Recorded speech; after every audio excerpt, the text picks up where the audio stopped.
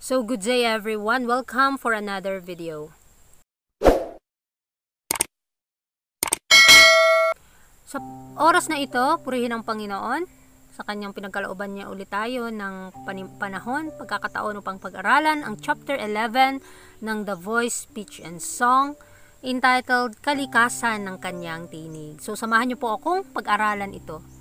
Sabi diyan, natatanging pagbigkas. Si Jesus ang ating halimbawa. Ang kanyang tinig ay musika at hindi kailanman itinaas sa matataas, pilit na mga nota habang siya ay nagsasalita sa mga tao.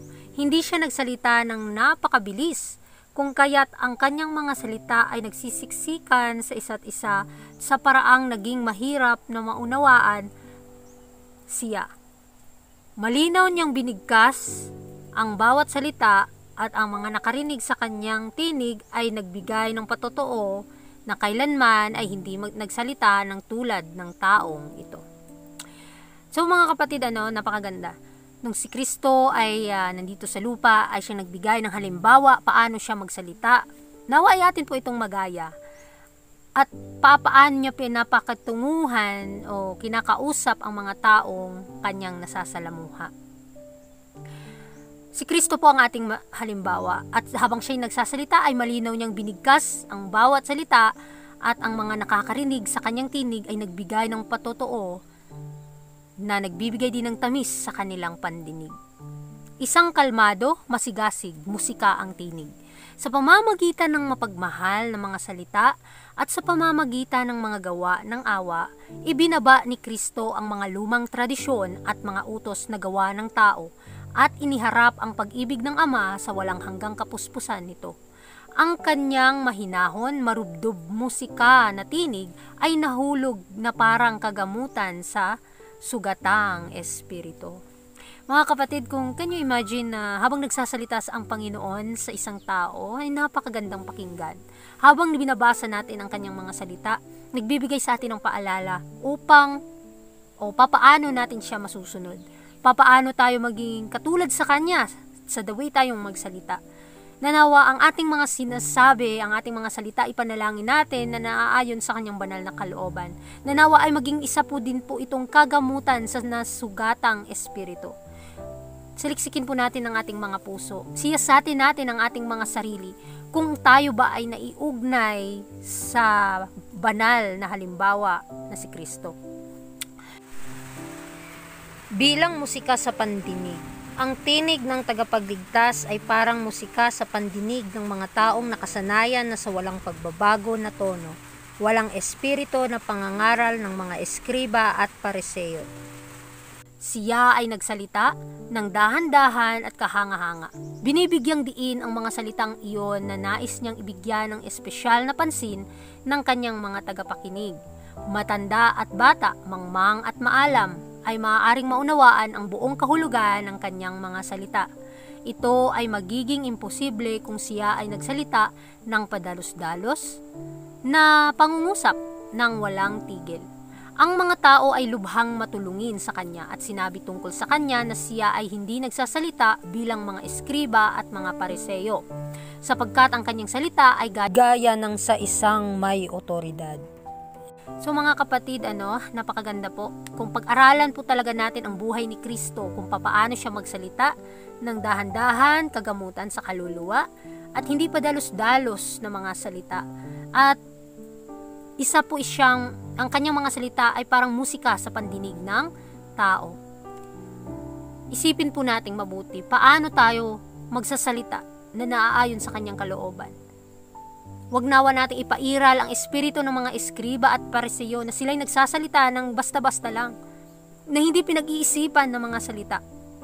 Kaya ang Panginoon nagbigay ng halimbawa, si Kristo ay nagsalita ng dahan-dahan, kahanga-hanga, at binibigyang diin ang mga salitang ito na nais niyang bigyan sa espesyal na pansin ng kanyang mga tagapakinig. Kahit yung mga matatanda't mga bata, mangmang at matalino, ay talagang nakakaunawa sa kanyang mga salita.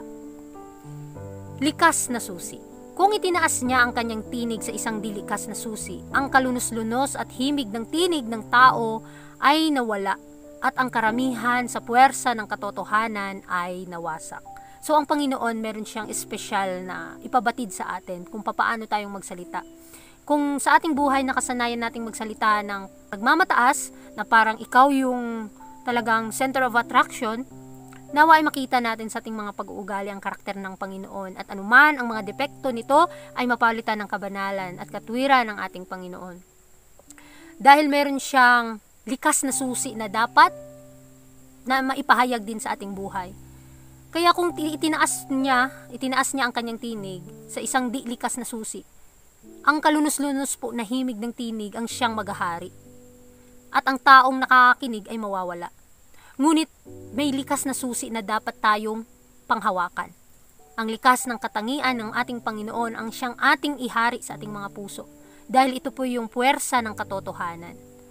Sabi diyan, ang salita niya na matamis. Noong kabataan ko, masyado akong malakas magsalita. Ipinakita sa akin ng Panginoon na hindi ako makakagawa ng tamang impresyon sa mga tao sa pamamagitan ng pagbibigay ng boses sa hindi natural na tono.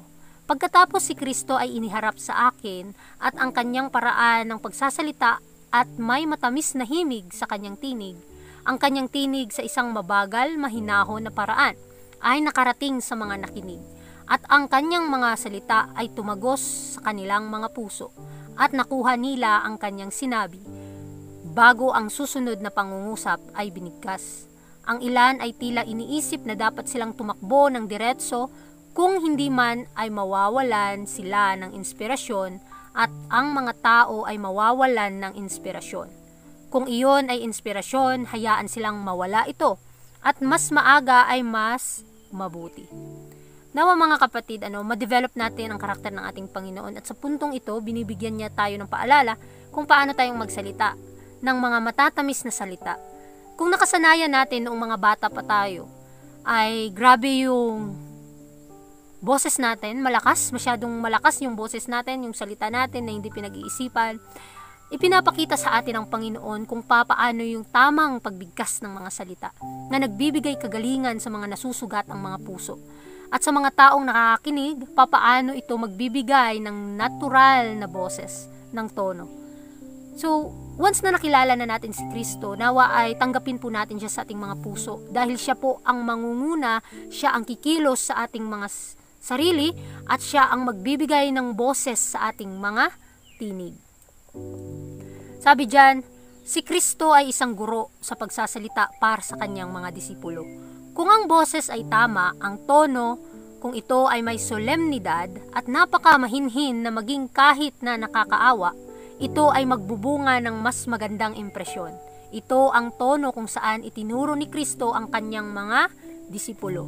Pinahanga niya sila ng may kataimtiman. Nagsalita siya sa kalunos-lunos na paraan. So ito po nawa ang ma-develop sa ating buhay dahil si Kristo ay nagbigay ng halimbawa sa mabuting pakikiramay, sa mabuting pakikiusap sa mga taong kanyang nasasalamuha. At maipakita sa ating mga boses, sa tono ng ating mga boses, kung papaano tayo o papaano natin gagamitin ang mga bagay na ito. Dahil ang Panginoon, binibigyan niya tayo ng kaalaman patungkol sa katotohanan na paano magsalita ng may pag-ibig na may mahinahon at kagalakan sa ating mga puso, at ito po'y maipabatid sa mga taong nakakarinig. Luha sa kanyang tinig. Walang takot na tinuligsa niya ang pagkukunwari, kawalan ng pananampalataya at kasamaan. Ngunit lumuluha ang kanyang tinig habang binibigkas niya ang kanyang mapanlait na pagsaway. Mga kapatid, si Kristo nagbigay din siya ng halimbawa paano magsaway. At nalulungkot siya na paulit-ulit siyang nagsasaway sa mga taong hindi nakikinig. At sa ating buhay mga kapatid, paano tayo sinasaway ng Panginoon? Nakikinig ba tayo sa kanyang payo at gabay? Paano niya tayo tutulungan upang mapanagumpayan ang ating mga kahinaan sa pagsasalita? Nawa ay mapagtanto natin sa ating mga sarili. Hindi na po tayo maging pabaya dito dahil binibigyan tayo ng kaalaman ng Panginoon para makita natin at maging balance ang lahat. Makita natin ang ating mga kadumihan at lumapit tayo sa Panginoon paano magsalita. Humingi po tayo ng gabay, humingi po tayo ng kapatawaran sa ating mga hindi pinagsisisihang kasalanan. Tulungan nawa tayo ng Panginoon na makita natin ang ating depekto at makilala natin na ang isang kasamaan ay kasalanan kahit sa pagsasalita. Dahil sinasaway po tayo ng Panginoon. At sa kanyang pagsaway sa atin, nawa ay ating mapagtanto sa ating buhay na minamahal tayo ng Panginoon at gusto niya tayong maligtas at hindi niya gusto tayong mapahamak. Boses bilang linikha ng Diyos. Sa abalang mundo, puno ng ingay ng komersyo at alitan ng kalakalan, kung saan ang mga tao ay nagsisikap na makasarili upang makuha ang lahat ng kanilang makakaya para sa sarili. Si Kristo ay dumating at sa ibabaw ng kalituhan, ang kanyang tinig tulad ng trumpeta ng Diyos ay narinig. Ano ang mapapakinabang ng tao kung makamtan niya ang buong mundo at mawala ang kanyang sariling kaluluwa? O ano ang ibibigay ng tao bilang kapalit ng kanyang kaluluwa? Ito po yung mensahe na pinagkaloob sa atin ng Panginoon. Nalalaman natin na dito sa mundo ay napaka-busy. Busy sa mga bagay na temporaryo lamang. Ngunit hindi nila iniisip ano yung nagpapasaya sa kanila, yung tunay na nagpapasaya sa kanila, ang mga bagay sa langit. Nawa mga kapatid, isipin natin, unahin nawa natin ang ating kagalakan sa makalangit na mga bagay. Unahin natin na hanapin ang katuwiran ni Kristo at ang ibang mga bagay sa mundo ay daragdag na lang dahil ito po yung pangako niya. Ngunit kapag ang ating atensyon ay nasa mga temporaryo lamang na bagay, anong magagawa ng tao kahit maangkin niya ang mga bagay na ito? Ngunit ang kanyang kaluluwa ay mawawala. Nagiging pabaya siya sa tungkulin niya sa Panginoon at sa kanyang kapwa. At paano natin gagamitin ang mga talento upang makaipon tayo ng mga kayamanan ng langit? Makaipon tayo ng mga katotohanan sa ating mga puso at ito po'y magbunga ng kagalakan sa kawakasan ng mundo. At maipakita natin sa mga tao kung sino ang Diyos na ating pinaglilingkuran. Malinaw, malakas na tinig sa templo. Ang kanyang mata ay dumaraan sa sambayanan. Sinusuri ang bawat individual. Ang kanyang anyo ay tila nanginginig sa kanila sa pamamagitan ng namumunong dangal at ang isang banal na liwanag ay nagpapaliwanag sa kanyang mukha. Siya ay nagsasalita at ang kanyang malinaw, malakas na tinig, ang parehong tinig na sa bundok Sinai ay nagpahayag ng batas na labag sa mga pari at pinuno. At naririnig na nag-alingaw-ngaw sa mga arko ng templo.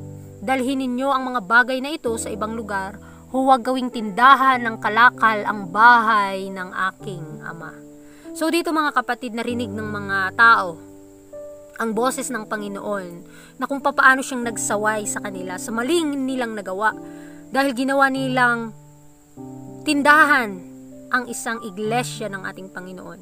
Mga kapatid, tuunan natin ng pansin sa ating buhay. Tayo ay mga templo, buhay na templo ng ating Panginoon. Paano natin mapapanatiling malinis ito sa harap niyang Panginoon? Nawa i-welcome po natin ang kanyang banal na espiritu upang ang boses, ang tinig na nagmumula sa kanya ay ating ma-adapt sa ating buhay.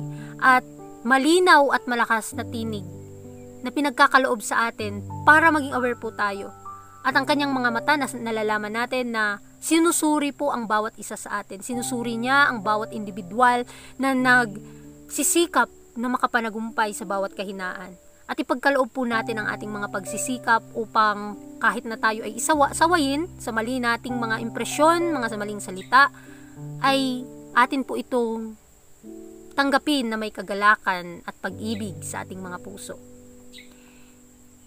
Sabi diyan, isang natatanging tinig. Nakita nila ang mga kamay at paa na sugatan ng mga mabangis na pako. Nakilala nila ang kanyang tinig, nakakaiba sa anumang kanilang narinig.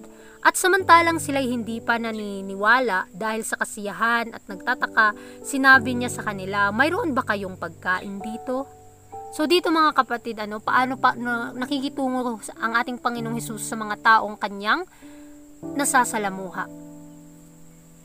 At tandaan natin na sa bawat bagay na ating nagagawa, ano yung ating pinapakita? Anong impresyon, anong mga karakter na ating pinapakita?